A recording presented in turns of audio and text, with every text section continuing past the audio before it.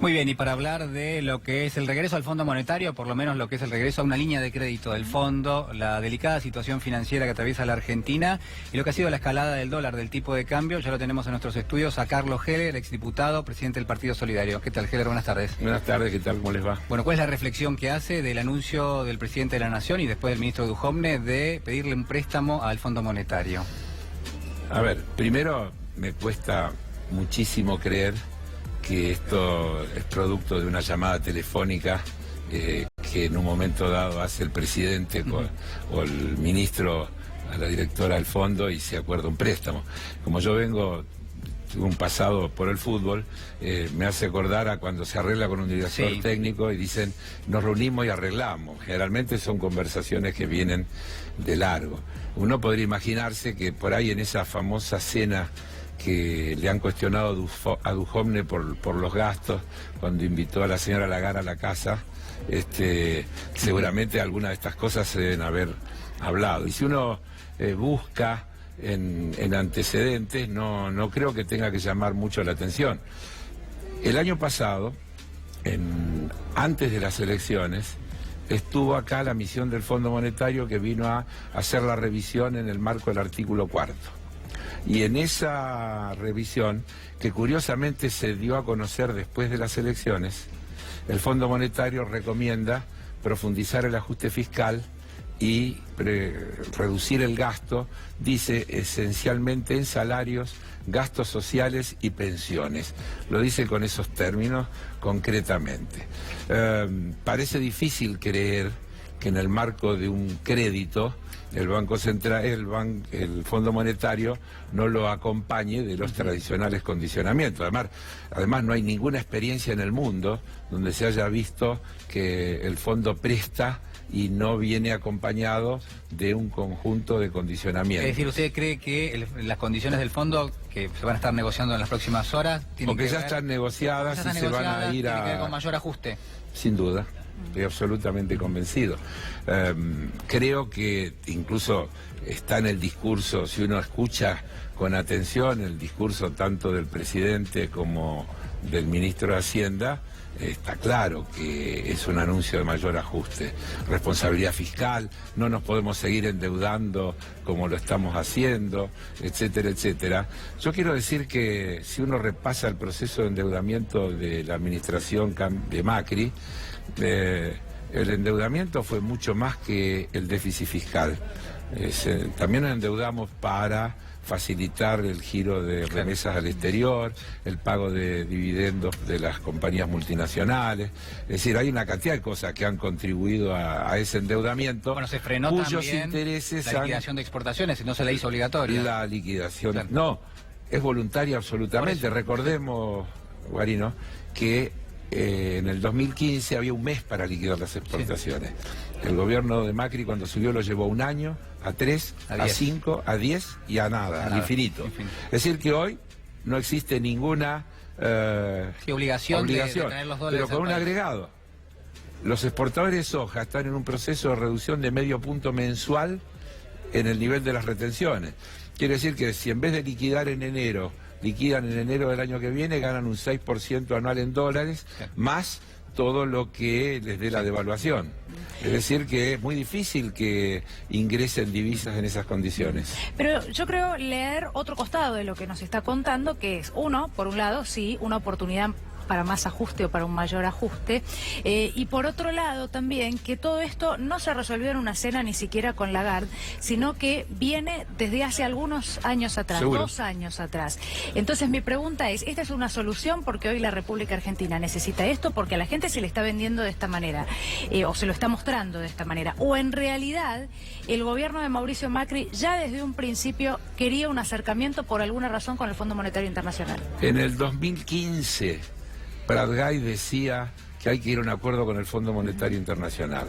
Y yo podría mostrarles cosas que yo he venido señalando desde el inicio de la gestión de Mauricio Macri, donde aparecen distintas opiniones que van diciendo que es necesario utilizar el paraguas, la idea de que son fondos más baratos y toda esta cuestión, que por otro lado es una vieja historia. Es decir, cuando en la administración de Néstor Kirchner se le pagó al Fondo Monetario Internacional, se lo criticaba porque decía que era plata barata. Claro, que se cancelaba todo cuando podía financiar. Cuando podía financiarse. Sí. Lo que pasa que el problema no es si la plata del crédito es barata, sino cuál es el costo que tiene para la sociedad cumplir con las condiciones que el Fondo Monetario te impone. Bueno, de hecho, en ese momento la República Argentina comenzó a prescindir del monitoreo. Así es.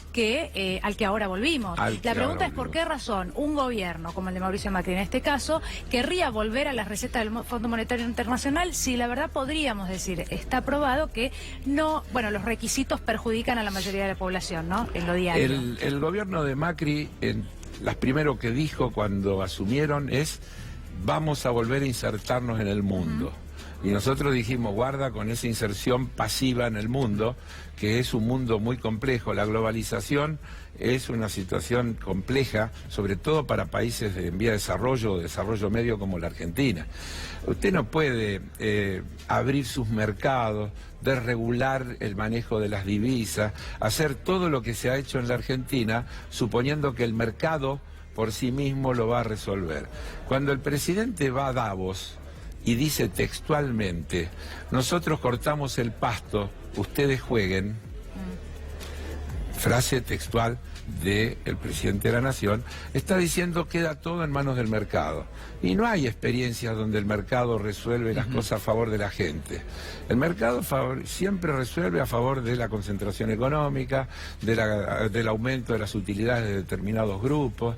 Entonces, hay un tema muy grueso acá, que es de concepción ideológica y de intereses, las dos cosas, que hacen que cuando asume Macri, insisto, abre todo, desregula todo, pone al Estado en un papel absolutamente secundario, y desde luego pasa lo que está pasando. El endeudamiento, sí. Vamos a decirlo sin vuelta, el déficit financiero de la Argentina hoy es mayor que el que había en el 2015, porque a pesar de lo que han ajustado en el gasto, lo que le han subido los intereses más que lo que han ajustado en el gasto. Y ha bajado la recaudación. Y además ha bajado la recaudación como resultado de las políticas públicas. Heller, a ver, en las últimas horas publicó un tuit, nosotros lo compartíamos, Elisa Carrió, a quien el gobierno generalmente apela en determinadas situaciones que da la sensación de que son, contraproducentes en algún punto, porque no se trata de alguien que tenga conocimientos en términos económicos, sí. Es decir, los mercados no la van a estar escuchando, y la pregunta es si la sociedad de alguna manera le presta atención o no. Pero decía ella, esto que está pasando es producto, con el dólar sobre todo, de un golpe de devaluacionistas. Digo, ¿usted cree que lo que pasa en la Argentina con el dólar tiene que ver con eso? No, también dijo otra cosa, ¿no?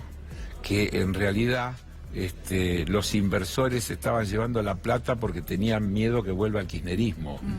Es decir, una cosa media extravagante. Es decir, como que ya no se podría seguir hablando de la herencia y entonces entramos a meter miedo con el futuro. Aunque hoy el presidente retomó el discurso del descalabro, yo con todo el respeto que merece el tema, digo, esto se parece a lo de decir que el submarino es responsabilidad de la gestión anterior. 2 años y medio después, seguir diciendo que esto que pasa es culpa de la herencia es difícil de creer.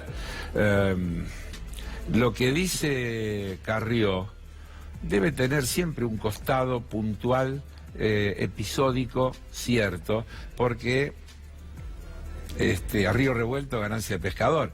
Es decir, que haya gente jugando a esto. Sí. Hoy, por ejemplo, se comentaba que en el momento del pico hubo algunas operaciones como aquella de Aranguren, ¿se acuerdan cuando era presidente Shell, que generó todo un conflicto con el gobierno, de marcar una operación en un valor muy alto, que no tenía nada que ver con la realidad del mercado, pero que incidía. La del otro día, sí, la de los 23 pesos. Claro, pasó de 22.30 a 23.30. Era una operación que no se concretó prácticamente. Era alguien que decía, quiero tomar a esto y no había fondo, quedó allí, pero sirvió para marcar una situación. Así que en el medio hay especulación, seguro. Que hay tipos que sacan ventaja de toda esta crisis, seguro. Pero lo de fondo es lo estructural. Ahora, el gobierno, ¿usted lo ve con algún tipo de permeabilidad como para captar que es un momento muy, desde el punto de vista financiero, vulnerable y que tiene que, de alguna manera, recalcular lo que es la propuesta económica? ¿O usted lo ve lanzado a lo que es una reelección y lo que vamos a tener de aquí en adelante es más de lo mismo? Lo de la reelección depende de la ciudadanía y eso está por verse. Algo que parecía luego de las elecciones de medio término como un trámite, hoy todo el mundo lo está poniendo en duda y se abren una cantidad de posibilidades que a mi juicio todavía incluso va a correr mucha agua y creo que vamos a tener oportunidad de volverlo a discutir. En cuanto a que el gobierno recalcule, no creo. Yo no creo que acá haya errores, lo vengo diciendo todo el tiempo. Dice, el gobierno tiene que rectificar los errores. No hay errores. Esto es una política planeada y esto es lo que esta gente quiere hacer. Y lo que pasa, inevitablemente, es lo que tiene que pasar cuando se hacen cosas como esta. Es muy difícil que pase otro tipo de cosas. A esta altura, creer en los mercados como reguladores de la economía, como distribuidores del bienestar y demás, me parece que es subestimar incluso a la opinión pública. Yo lo escuché hoy al ministro cuando cuando él dice, hemos bajado la inflación, reducido el desempleo, reducido el déficit fiscal y no sé cuál otra bondad, y bajado la pobreza, todo lo que sigue no se puede creer, porque viene ya en un envoltorio que hace poner en duda todo el contenido. Teniendo en cuenta que el ministro y su equipo están viajando ya la noche de hoy, es decir, el encuentro se daría mañana. La pregunta es, ¿qué escenario podemos Tienen suerte, porque a veces uno quiere viajar en el día, conseguir pasajes difíciles. Es verdad. ¿Qué escenario podemos ¿No tendrían alguna reserva hecha? Bueno, es lo que hablábamos recién, incluso íbamos un poquito más allá, ya que está, entonces le cambio la pregunta y acepto la sugerencia. Decíamos, ¿se estuvo preparando un escenario de alguna manera para que esto finalmente pasara? Yo mencionaba las recomendaciones del Fondo Monetario Internacional mezcladas con los elogios y en realidad hablaban de una reforma laboral, en realidad una reforma jubilatoria y varias cuestiones que ya pasaron o están ingresando al Congreso de la Nación. Y no llama también la atención que esto esté pasando el día antes que presumiblemente la Cámara de Diputados va a tratar un proyecto de revisión del ajuste tarifario, que el gobierno se ha anticipado a decir, lo dijo Duhovne, lo vuelvo a repetir, que era responsable, dijo, entre las causas de la corrida bancaria o del dólar, del tipo de cambio, está que se va a tratar lo de las tarifas. Sí, hablaron de demagogia, ¿no? Demagogia. Lo dijo el Foro Empresario en una declaración inusual, donde un conjunto de organizaciones empresarias, donde están todos, la organización de los grandes grupos económicos, AEA, la Unión Industrial, la Cámara de la Construcción, la Bolsa de Comercio, la Asociación de Bancos, etcétera, que le pide a los políticos, incluida la oposición, responsabilidad y que dejen de hacer demagogia y de tomar medidas. A mí no me llama la atención que esté pasando. Hoy Duhovne dijo en las preguntas y respuestas que espera que mañana la Cámara de Diputados no apruebe, que si lo aprueba espera que no lo apruebe el Senado y que si lo aprueba el Senado igual lo van a vetar. Esto, ahora, muy vinculado a la calidad institucional, la república y demás, no cierra mucho. Pero ¿no? ¿cómo impacta esto, digamos, el anuncio del regreso al Fondo Monetario, que se pide un crédito del fondo, en el contexto político? ¿Cómo impacta mañana? Es decir, ¿fortalece a la oposición o lo deja mejor parado el gobierno que dice, la verdad que yo no tengo recursos e incluso tengo que ir a pedir al Fondo Monetario, así que no pueden avanzar con este proyecto?